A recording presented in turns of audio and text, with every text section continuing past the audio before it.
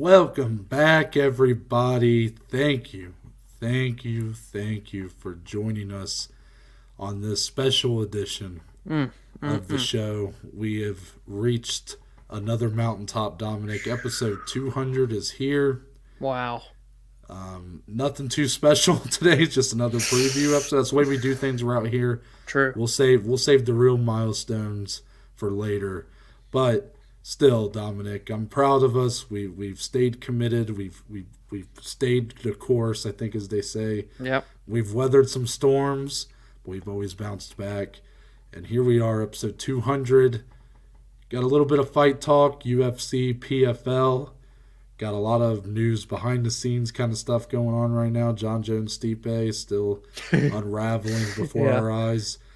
Some good fight announcements and more. But before we just get right into it, Dominic, I know you had something prepared to say for the audience for episode 200, so I wanted to let you give your statement.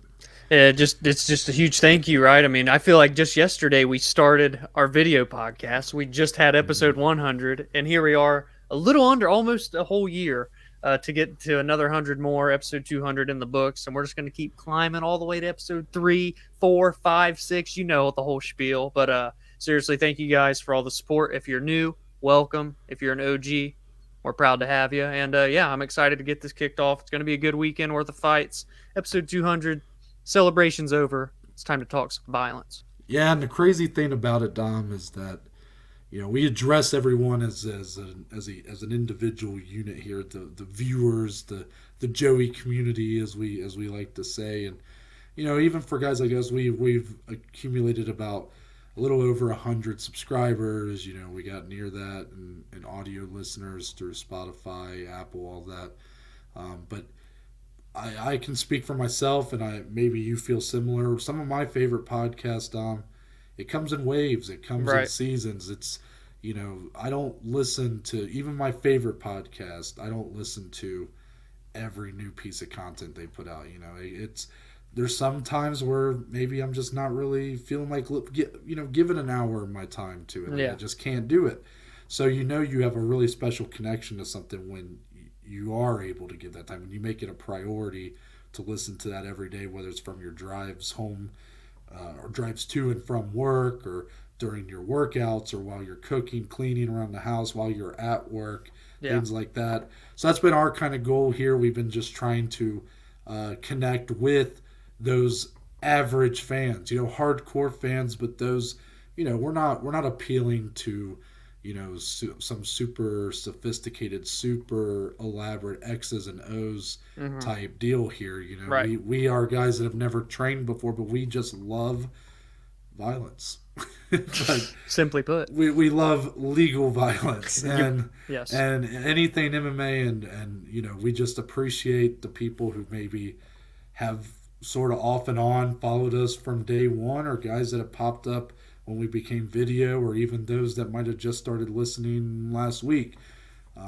We don't really know the difference. I'd like to hear if anybody's kind of been around here for a while. We've accumulated a lot of subscribers in that first week, and obviously now it's been probably our biggest growth since then. So it's kind of crazy how it's been like a full circle moment, episode 200, all that, and just wanted to kind of say that. But still appreciate anybody who listens, no matter when they popped up. But yeah, Dominic, I think the pats on the back and all that, we're done with that. It's time for the fight talk. Let's get into UFC Vegas 53. Here we go. Okay. Oh, there we go. Oh, it went off. Hold on. Here we go. There it is. Here we go. It's 53, right? Yes, you're right. Okay. Yes. Rob Font versus Marlon Vera. 2 top 10 bantamweights go head to head. Probably, we've got this stretch here of I'm going to call the last 3 fight nights just kind of like they're kind of meh fight cards as a whole. Going in, obviously, we've had the first one, Muhammad versus Luque. Terrible. Not card. great. Yeah. Then we followed it up with Andrade Lemos, and that card was great. Yeah. So we'll see what happens here. But out of all three main events, I would say this is the most intriguing main event in my opinion. It's a fresh matchup, which kind of gives it the edge over Muhammad Luque. And I think it's a overall more interesting and competitive bout than what Andrade Lemos presented to me at the time. Rob Font, he's a guy that's risen through the ranks through the last couple of years. Kind of did it while people were still sleeping on him. I mean, he's in his third main event though now, Dom. So Yeah. people more than ever are aware of Rob Font. He's got wins over Cody Garbrandt and Marlon Moraes and guys like that. He's put those guys away on his route to his second main event, which was against Jose Aldo, and he got kind of outclassed. Yeah. This is Rob Font, a guy who prides himself on his boxing ability, and ultimately Jose Aldo, despite what you guys may think about him, maybe he's not the Jose Aldo that was ruling the featherweight division, but that guy is still dangerous, still one of the best fighters in the world, and he showed it that night. So Rob Font looking for a bounce back here, and he's going head-to-head with Marlon Chito Vera, and these guys have completely different routes to getting to this point, but what I like about it is they both had to really grind to get there. Yes. Both completely appeal to the nothing given, everything earned mantra. And for Marlon Vera, it came with some, controversy. The Sean O'Malley fight, he was pretty much expected to be a stepping stone for Sean O'Malley, who was a big prospect, still is. And Marlon Vera said, I'm no stepping stone, and kind of took it to him. Finished the fight in the first round, of course. There's the rolled ankle that Right. you can argue, was it caused by the leg kicks or was it, just a freak accident? But either way, Marlon Vera gets a win there. He also fell short against Jose Aldo. So both guys in fights with Aldo kind of falling short, and ultimately that's been kind of the thing that's held them to this point here. But this is Marlon Vera's first main event, Dominic. Yep. So that's definitely going to play a factor here. How do you see that playing a role here? 5 rounds for the first time for Marlon Vera versus a guy like Rob Font, who has at least done it a few times, even if he's had 1 win, 1 loss up to this point.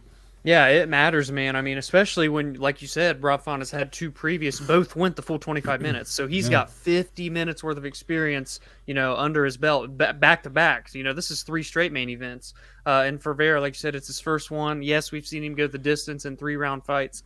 But that extra 10 minutes is a game changer, man. So that could very much play a factor. This is such an intriguing fight. Both these guys came into the UFC back in 2014, and you said it best, scratched, clawed, grinded their way up into the top 10 now, number 5 versus number 8. Marlon Vera been a slightly more active during that time. He's 12-6 in the UFC. Rob Font 9-4. But both guys, it like you said, the scratching and clawing, but almost too just under the radar, and here they are. They kind of just appeared into the top 10, I mean, Vera had the big win over Sugar Sean, and yes, it came with some controversy, but that was like the first thing that put him into the eyes of a lot of fans, was that win. And for Rob Font, probably the Marlon Moraes one was the biggest one that got him up to that stage. Was that before Cody Garbrandt? That was before Moraes? Cody. Okay. Yeah, he beat Marlon, then got the Cody fight. So I'd say that's kind of when it took off for him as well. So now both guys, it's very much earned. I think it's a great spot to be in a main event. Big implications. Rob Font looking to bounce back. Vera looking to make it 3 wins in a row, coming off of his dominating win over Frankie Edgar with that front kick to the face in the 3rd round. So this is an enticing fight. 2 guys as well that, yes, Rob Font's a phenomenal boxer, the New England Cartel and those fellas, but he's a pretty solid, well-rounded guy, and Vera much of the same. The X's and O's in this fight are very, very fascinating. Yeah, Dom, I completely agree with the X's and O's being very interesting, but I will say, and I know you've done this before, when you say dominant in that victory over Frankie Edgar, I think you mean the finish was just very... Yes. Quite the stamp on that fight. Yeah. But the fight itself was very even, and I think a lot of people thought Frankie Edgar was on his way to a victory there. Right.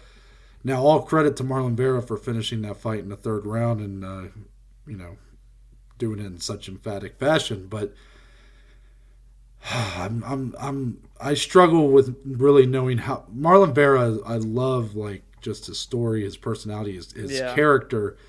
Just he just seems very obviously like dedicated to what he's doing. He's very articulate in his thoughts, but he's about it. I mean, Oh yeah, yeah, he's truly born for this. And but I've had a hard time really figuring out how good really is he.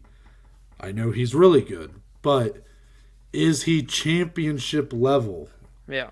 Is he contender level? I don't know if a win over Rob Font necessarily answers that question, because I think you could ask the same question about Rob Font still. True. But Rob Font is like the last guy out, Yes. of a true contender right now. So a win over him would tell me a lot. And the 25 minutes thing, I know I asked it to you as a question. I don't actually think it'll end up being much of a factor here, if I'm being honest, because I think both guys are going to be good for 25 minutes. I agree. Rob Font, he's got great cardio, like you said. Both 25-minute fights have went the distance, the full 25.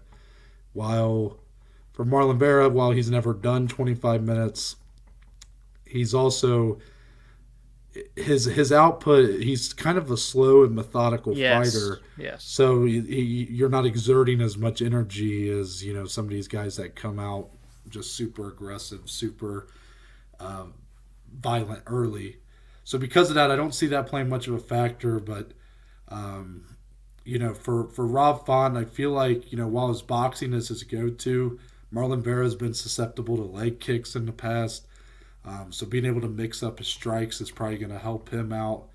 Marlon Vera, man, is just he's very solid everywhere. It's really hard to find a lot of holes in his game. So when you do have them, you gotta really maximize on that as you can. So it's interesting. You're right. Marlon Vera, 3-fight winning streak here. Who knows what could be next for him with the win? I mean, that would put him in the top 5, and he's a guy that does kind of have that swagger about him that maybe he could find himself in a pretty big, high-profile matchup next. And for Rob Font, you got to right the ship. That's really what this. It's a get-right fight, but there's no gimme fights in the UFC, so he's gonna have to make it a pretty difficult one to get it there. Oh yeah, those are the storylines right there. Mm-hmm. Let's talk about the PFL. More on the UFC later. That's right. PFL is actually airing on the day we're releasing this, so we'll actually get to talk about it a little bit here, preview it for you. Heavyweights and featherweights for this week, and we got Bruno Capoloza in the main event. That is our heavyweight tournament winner from last year. Lance Palmer is in the co-main event. He is the 2018 and 2019 featherweight winner that came up short, went 0-2 last season. And I remember we talked about that a little bit when it happened, and the question was, has the talent just caught up to him, or was it just an off year? You just don't know, because you're so active during this portion of the year. Who's to say he's not fighting hurt because he wants that million so bad?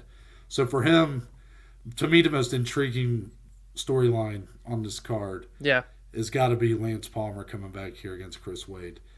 Chris Wade, finalist last year, lost to Movlid Haibulayev in the championship fight. So for Lance Palmer, to me, just knowing, can he get right? Was it just an off year, or is this truly just the talent's kind of passing him by here? That's the big storyline for me on week 2. Yeah, I mean, that's the pick'em fight of the week if you want to take something from the betting show, right? I mean, this fight is such a toss-up, with Lance struggling so much last year but being so dominant in the past. And even before that, he was winning with World Series of Fighting before they even transitioned into PFL. I mean, he's been with this company and this ownership group for years and years, and he's been successful at it, 22-5, but Chris Wade, 20-7, much of the same, been molded within the PFL as well. So that's a phenomenal matchup. Obviously, I'm excited to see if Bruno can keep this momentum going. What a storyline it was for him last year, starching everyone up until that fucking insane main event that we talked about. It was on our surprising fight of the year list last year at the Joeys. So can he kind of continue this momentum that once, we're talking about a guy that was 10-5 and then all of a sudden came in last year. And that's kind of the storyline. We talked about it on Monday. These guys can come in, make $1 million and just change their whole life. And that's the beauty of this regular season and what the PFL does. So that's exciting. Renan Ferreira, an absolutely massive human being, 6'8".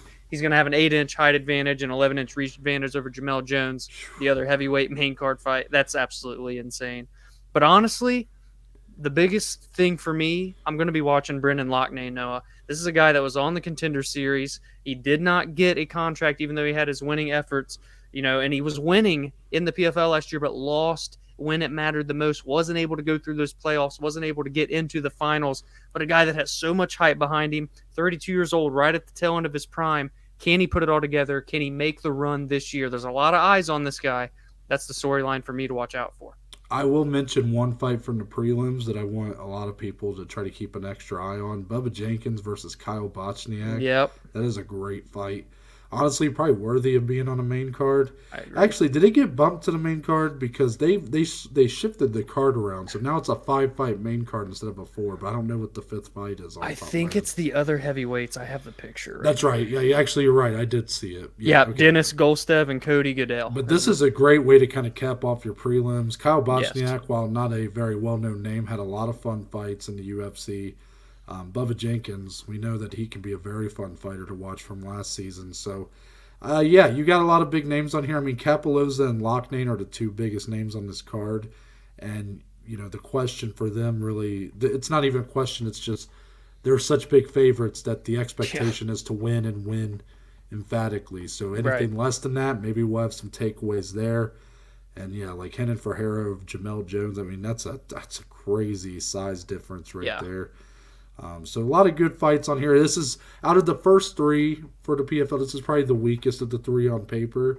But still, you got like Kapaloza and Ante Delia still on this card, and those guys are capable of, we saw what they're starching capable of. People. So, yeah. Fantastic stuff, right? Oh, yeah. We got more from the UFC card later, not more from the PFL, but we do have some news to go over here. And Dominic, do you remember? 20%. I do, because we just talked about it on Monday, these guys. Yeah. So, yeah, this headline's totally a double meaning right there. Yeah. So we're here to talk about Jon Jones and Stipe Miocic again, the fight that we hesitantly talked about because Dana White's finally kind of being vocal about wanting to make that fight happen this summer. Well, then Jon Jones tweeted the other night, Dominic, that Stipe will not be, or he is saying that Stipe said he will not be at 100% until September. Yeah. Therefore, making that the likely date for that fight to happen, shall it occur. Jon Jones went on to say in the tweet that, like, he's disappointed, but he knows that that's the heavyweight GOAT. That's who he wants to fight, so he will wait until then to make his debut at heavyweight. My question is, let's say that is the move here. Let's say that the UFC goes, okay, they don't, Stipe needs till September, fine. We won't do it till September. Is that the right move in your opinion? Like, is it worth saving to make this fight happen for perhaps a interim heavyweight title? Is it worth it that much that we should delay it till September? Or do you think it's a necessity to kind of have a interim heavyweight champion come by the end of summer? I mean, it sucks on one end because it's not going to be like International Fight Week, the biggest week of the year for the UFC type deal. But it seems even more likely now that this is the direction they're moving after seeing this tweet from Jon. And I've got to say, too, I'm just going to tie in some more heavyweight stuff because I saw tweets today. Tom Aspinall saying he's got fight news coming. Curtis Blades saying he's got fight news coming. They're looking. Hashtag Curtis Blades Twitter. Yes. That came out of the blue, by the way. Good on Curtis Blades. But, they're looking to headline in July in London. I'm assuming maybe those two together. But either way, there's a lot of stuff moving right now at the top of this heavyweight division. There's even a fight with Derrick Lewis we're going to talk about later. Not as impactful as these, but you get that point. It just, the wheels are moving. We're getting fights booked. But yes, that interim fight, especially like if you're wanting to see, say even Tai Tuivasa fights this summer, they're wanting to kind of let everything else play out. Then they get the interim title fight. It could even become an undisputed title fight for all we know by that point. So I think that's just kind of the UFC getting the wheels rolling, and it all is going to, snowball into Jon Jones versus Stipe. That's kind of what I'm viewing at this point. We'll see what happens, but yes, I think even more so now, like, it makes sense, and it feels even more real than what it did on Monday, if that makes sense. Yeah. So, obviously, it was never for sure that this fight was going to be made for the summer. It seemed like the assumption was, though, it was going to be on one of those 2 July cards. Yeah. Now, the whole time, even though that's what I thought as well, I was wondering how they were really going to make that work because before that fight was being sort of tossed around in that time frame, we pretty much know with somewhat certainty that one of the main events or the two of the title fights for those two cards is going to be Usman versus Edwards, and then Adesanya versus Cannonier. So neither of those guys feel like co-main events in my opinion. Like I feel like those three fights all being in that July time frame, one of those that means one of those fights is going to be a co-main, and I just don't see any of those being co-main events. So, obviously, again, I have this knee-jerk reaction coming off of the Ngannou Tyson Fury stuff to be like, well, we kind of need to just move on in a way, not move on, but we need a heavyweight champion because it's going to be a real shame if come January Ngannou doesn't re-sign, goes and does that Tyson Fury fight, and perhaps never fights in MMA again. So while I'm not a proponent of interim champions, especially not in the way the UFC tends to use them, here it feels like, even though, again, maybe the root of the issue with Ngannou is the UFC's fault, I'm not saying it isn't. I'm just saying that the situation is what it is. And I think we need a heavyweight champion, at least someone who, a defending heavyweight champion, even if it's in an interim status until we get full closure on this Ngannou situation and a clear direction on it. Because right now, there's nothing's going to be made up till January. So it's kind of hard to go without a heavyweight champion until then. So I think that's the way that this needs to go. But September, it's fine. I mean, I'm not.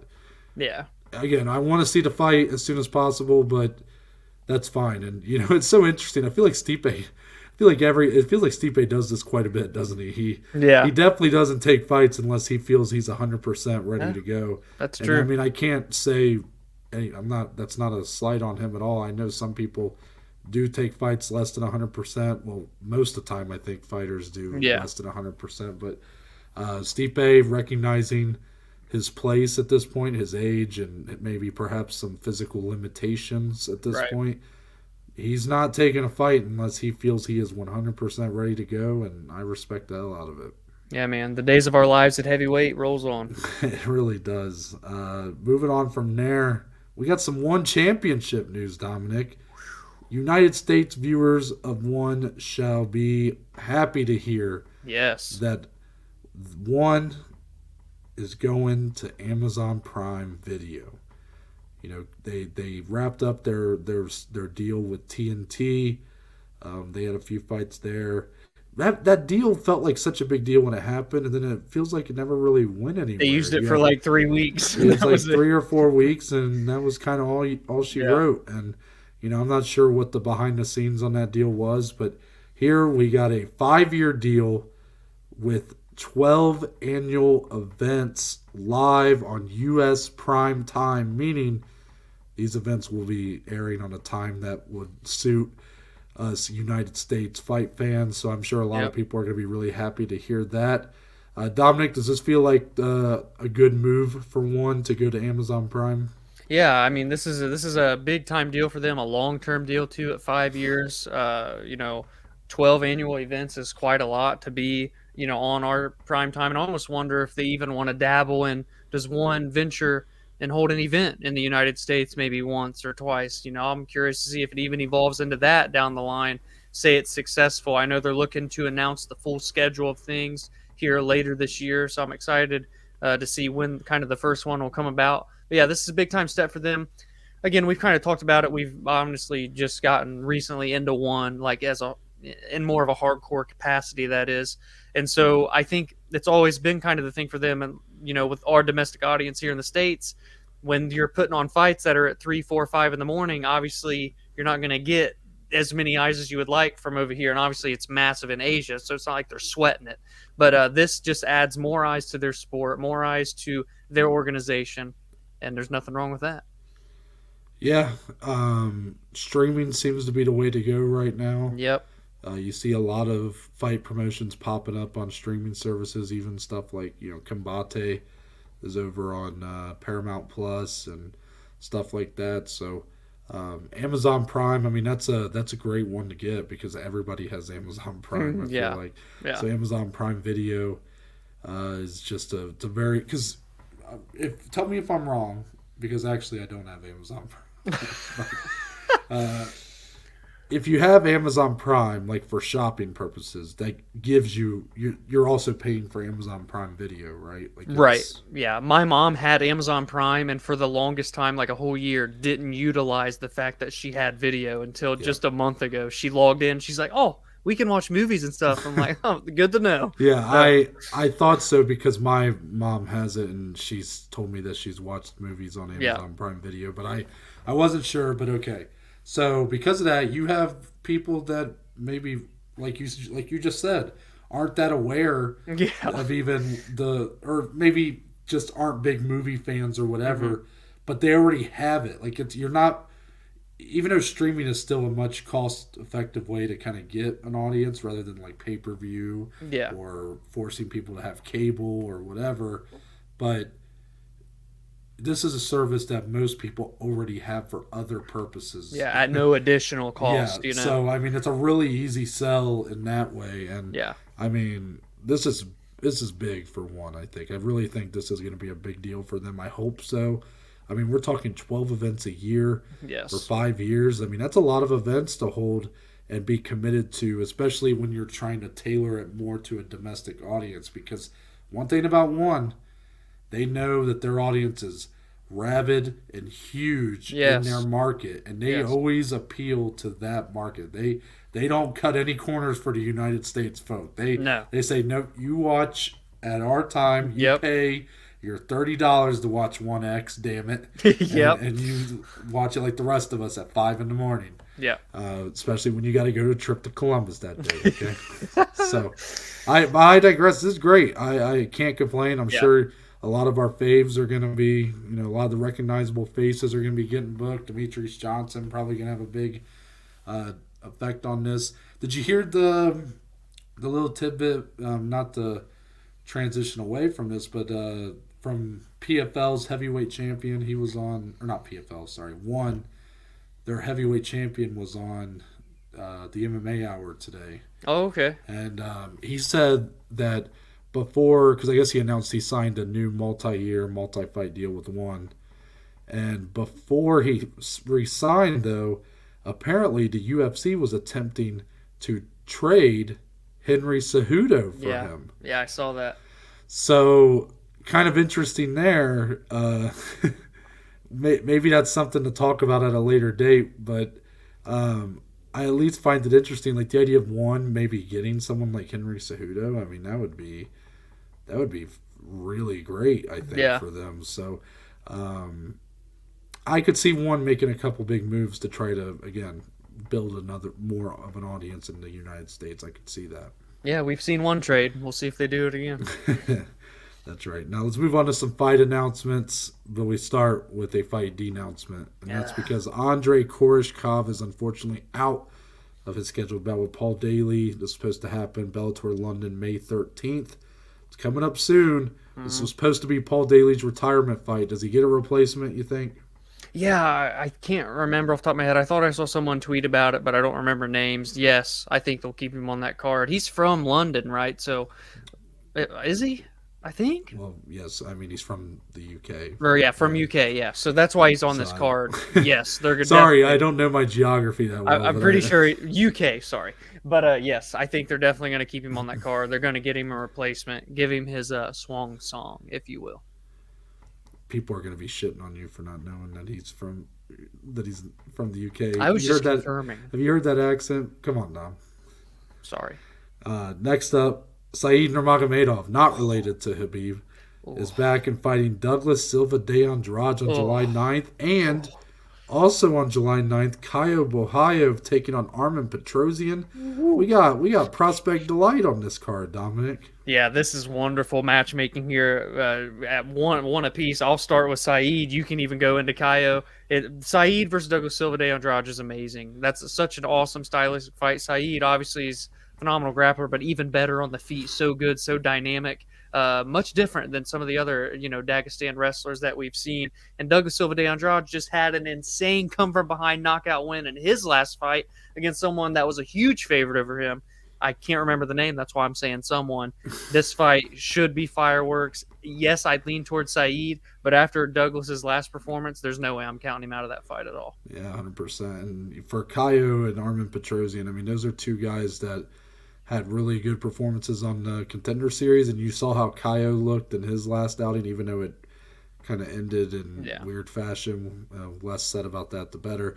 But he looked great. And Armen Petrosyan was in an absolute war with RoboCop, Gregory Rodriguez. So I expect that fight to be pretty violent on July 9th.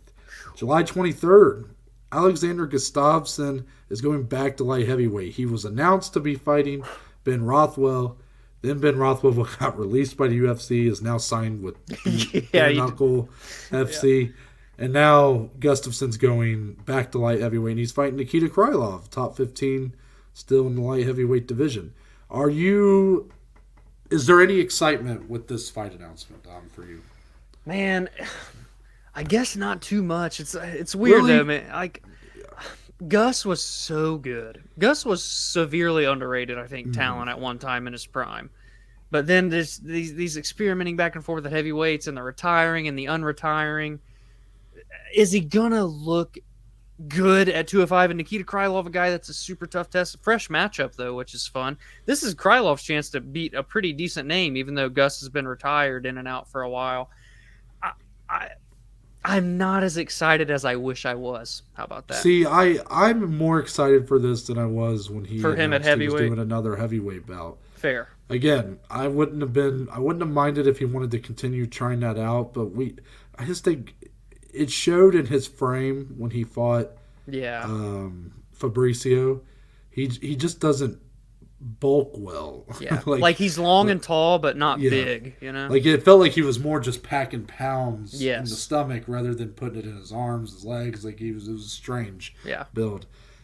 So I'm actually excited for this. I'm glad that he's given a top 15 opponent because I actually think Gustafson's maybe being a bit underestimated based on kind of the last string of performances. I mean, the Fabricio fight, he ends up on his back. Like, it was kind of a scramble, ends up on his back. You're going up against Fabricio Verdum. You're going to get choked out most times when that happens. There's been a little bit of bad luck, I think, is what I'm saying. And, he didn't look great against Jon Jones the second time. But, again, Jon Jones is Jon Jones. I mean, the activity's been waning for Alexander Gustafsson, but I still feel like the guy can be something still has some talent left. And here against Krylov, who, you're right, does have an opportunity to get a big win, but is perhaps past his best days as well. Yeah. So in a way, it's kind of it can be a very beneficial fight for either guy because, for Krylov, the biggest name maybe on his resume if he gets a win. And for Alexander, it's right back into the top 15 with the win over a guy who maybe is vulnerable enough to where he's not fighting at a top 15 level, but it gives you the credibility of a top 15 win. So I like the fight a lot is what I'm saying, but not necessarily for I like the fight for each guy individually, but it's not necessarily because the fight quality is necessarily amazing. It's just I think it's a beneficial fight, can be for either guy here. Yeah. Lastly, this one was kind of a surprise. UFC 277, July 30th. Derrick Lewis said, I want to stay active. This guy. He don't care. Still ranked number 5 at heavyweight, and he's taking on Sergei Pavlovich, it looks like. Coming off of a pretty solid knockout win at UFC London against, I just said Shamil Abdurrahimov. Yeah, Shamil. So, number 5 versus number 11 here. And if anything, I mean, this matchup speaks a lot to me like a lot of Lewis's last few matchups, like Chris Daukaus, Taito Ibasa. It's Lewis who's so experienced and, a veteran at this point, a guy who always has a puncher's chance but is deceptively talented in more ways than he's given credit for. Taking on some hotshot, younger, less experienced, perhaps more technically savvy fighter. Yeah. And the question is, can he get another victory? Can he get another KO for that already record he had set a while back, I think. So I'm this fight's, I'm okay. Like, to me, Pavlovich is still like a wild card to me. I'm not exactly sure. We went a whole 2 years without seeing this guy fight, and he comes back, and yes, he looked good against Abdurakhimov, but Abdurahimov's already kind of past his expiration date as well. So it's an interesting fight, but I definitely don't see it going all 15 minutes, so that's promising. Yeah, that's true. This is I respect the hell out of Derrick for always fighting whoever. The guy doesn't care. But this one, the Chris Daukaus one had some risks to it, and he won, right? So it paid off. Ty didn't feel as risky because Ty's just such a big name and so popular.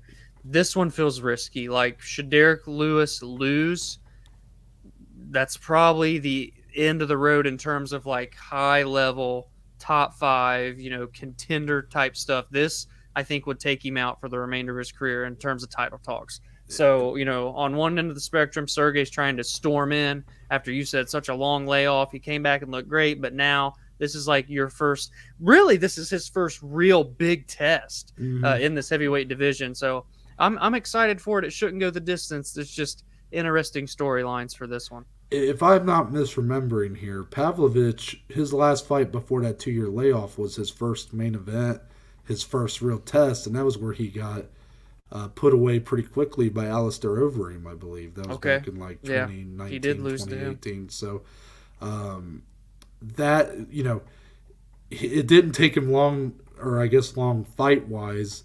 It literally took him just a couple fights to get right back to where he left off.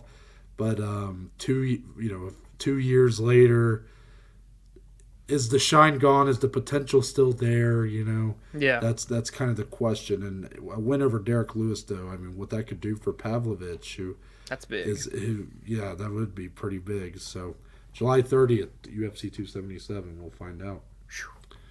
Now let's get on to the rest. We got a couple more fights for this UFC card. Co-main event. Andrei Arlovski is back, and he is looking to tie the UFC wins record. I can't believe I'm saying that. He's taking on Jake Collier, the former middleweight, former light heavyweight, now heavyweight. So this matchup is literally copy-paste all of Arlovski's last 5 or 6 fights. Just heavyweight that's 10 years younger than him. Probably has about 30 less fights than him. Yep, you're checked 2 boxes so far. Who ain't that good. Check that one. And you put him, you basically sink or swim, kid. That's what they're saying here. Yep. You see some of these guys pass the Arlovski test. Tom Aspinall recently. Yep. Taito Ivasa passed that test back in the day. Ngannou. Rosenstruik, those guys. But then you see Chase Sherman and some of these other guys that they can't do it. Carlos Felipe, these guys, they just... Arlovski, it's so crazy because he was these guys at one time. Long ago. Yeah, I mean, he was a heavyweight champion when the UFC's heavyweight division was probably at its weakest point. Yeah. At least that's how most people see it. When Tim Sylvia and him were having their trilogy. Tim Sylvia seems to get much of the flack for that era. Yeah. But Arlovski was a champion at that time too, and deadly he was. I mean, the guy with crazy right hand knockout power. He was chiseled. I mean, had the fang mouthpiece. He had the look of a true prize fighter. Yeah, badass. Fell off. His chin just wasn't holding up. He left the UFC kind of uneventfully, even on a win, I think, but it was on the prelims. He goes and gets, honestly, kind of has a tough run of things the next few years. Ends up at Strikeforce, getting knocked out a few times. Got knocked out at Affliction by Fedor. It looked like that was the end for him around 2011.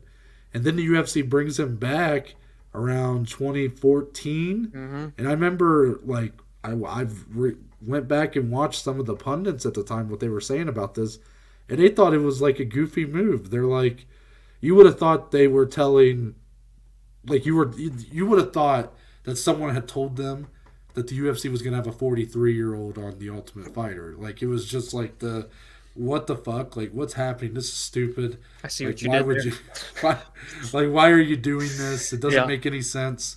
And Arlovski at the time nearly wins his way to a heavyweight title shot, loses to Stipe in a title eliminator, and we know what happened with Stipe after that. Arlovski goes on like a 6-fight losing streak. And now here he is just winning again. Like this guy, you can't take him out. Like you might win the battle, but Arlovski's going to win the damn war. And I'm behind him 100%, Dominic. Like Jake Collier, thank you. You were my first winning ticket in MMA ever because he kept that fight with Chase Sherman under a round and a half. So thank you for that. But Jake Collier does not have near the experience, near the fight IQ, near the skills needed to win a fight with a modern day Andrei Arlovski. I just don't think he has it. Yeah. Andrei Arlovski by decision. I know we don't do predictions. But that's my mantra. I'm going to get that tattooed on me someday. Andrei Arlovski by decision. Say it with me, guys. Andrei Arlovski by decision.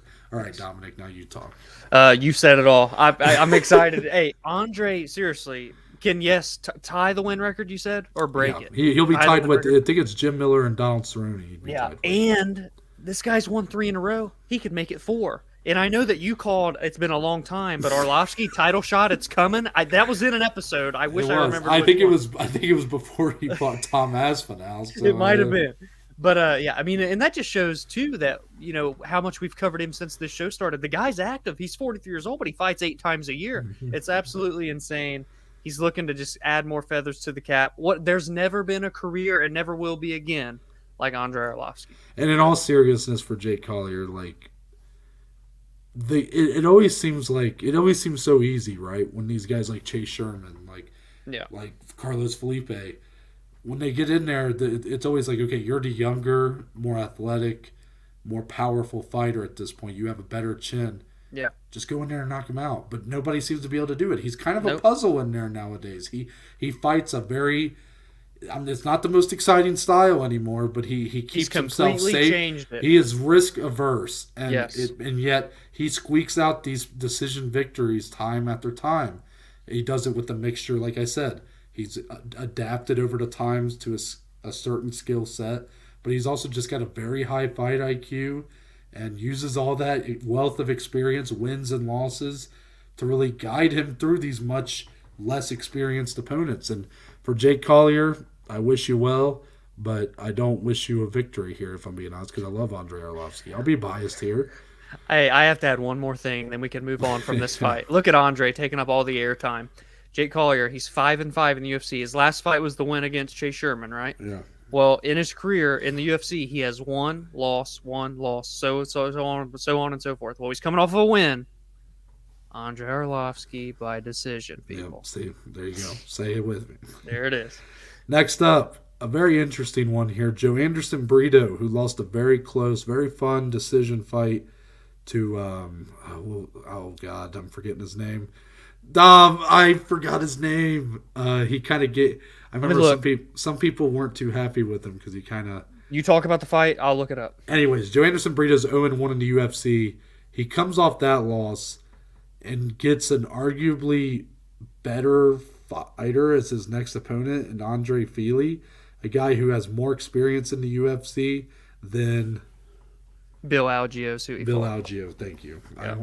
Sorry, Bill. That was a good fight. We are fans of you, Bill. I'm sorry. True. But he's getting a guy now with more experience in the UFC. Dare I say, maybe a little bit better in Andre Fili. I mean, Bill Algeo's good, but Andre Fili's been fighting. He's fought everybody, and he's still very young, very athletic guy. It's a great fight on paper, but it's such a tough draw for Brito. But it almost makes me think that the UFC still see a lot in him, that he's being given such tough matchups early on here. Yeah, this should be a fun fight, man. For Brito, you win on the Contender Series, you look good. You come in, have a scrappy first fight, but you lose.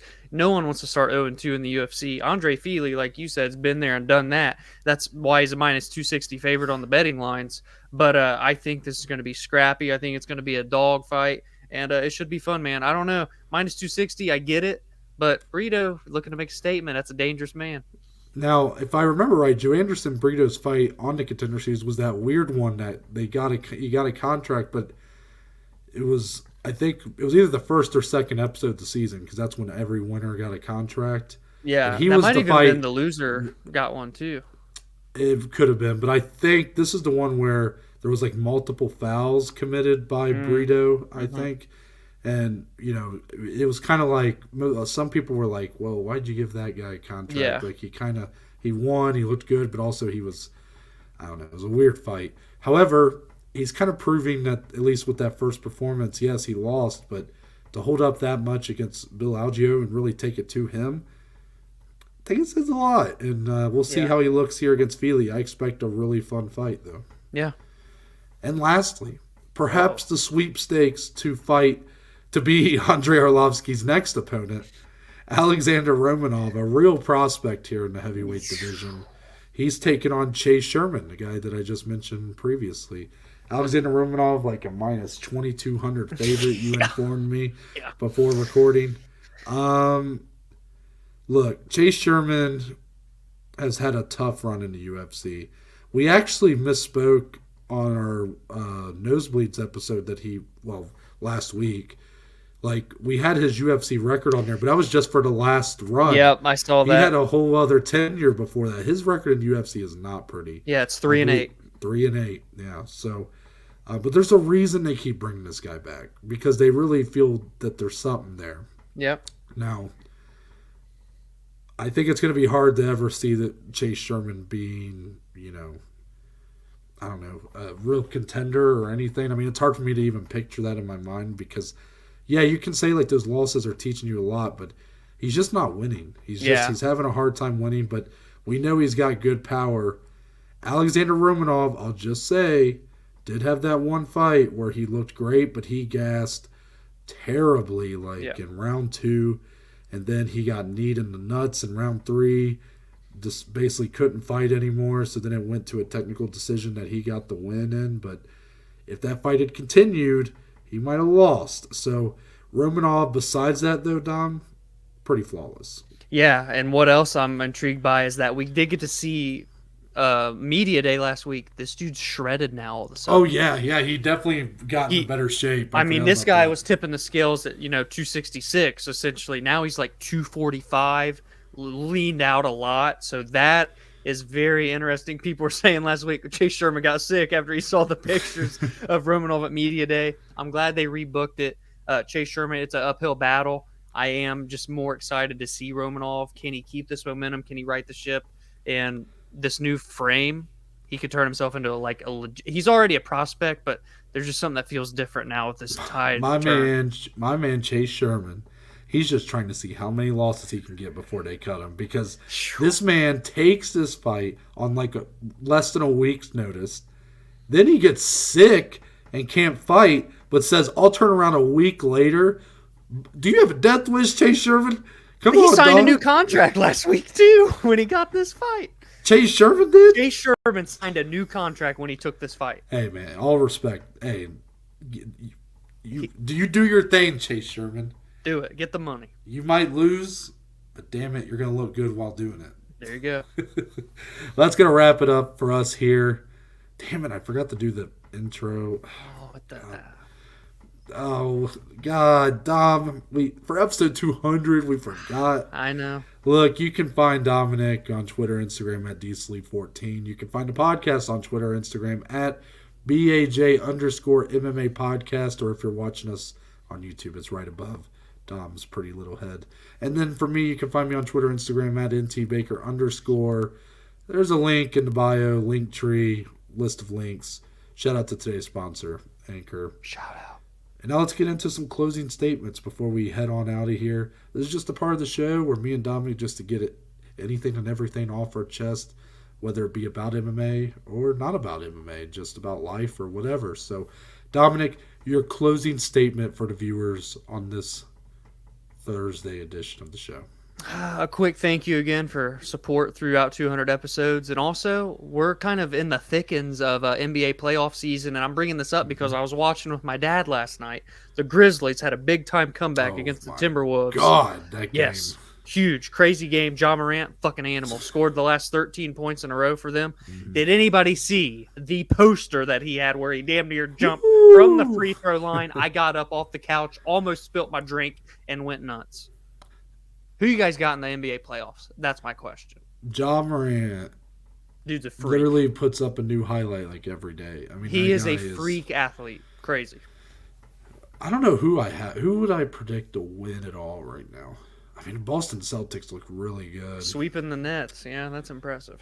But then the Celtics, man, this team this core has been kind of underachievers for a few years. So I don't know if it's just, but it seems to be coming together.